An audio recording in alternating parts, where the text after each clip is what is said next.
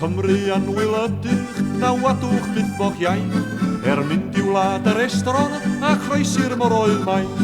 Os holi'r chwi yn Saesneg mewn Lladin neu Hebraeg, gofalwch doed a ddelo a mateb yn Gymraeg.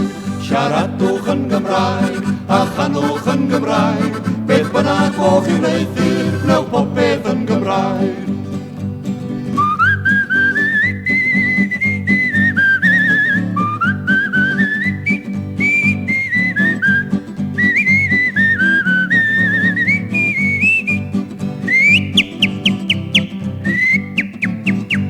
Siaradwch yn Gymraeg a chanwch yn Gymraeg, beth bynnag o'ch i'w neithi'r gwnewch popeth yn Gymraeg. Os gwneir cymwynas i chwi gan gyfaill ar eich taith, ac os gewch eich bodloni mewn geiriau neu mewn gwaith, diolchwch am gymwynas yn acen yr enaig, ac os canmolwch i wir, canmolwch yn Gymraeg. Siaradwch yn Gymraeg a chanwch yn Gymraeg, beth bynnag o'ch i'w neithi'r gwnewch popeth yn Gymraeg. Siaradwch yn Gymraeg a chanwch yn Gymraeg, beth bynnag o'ch i'w neithi'r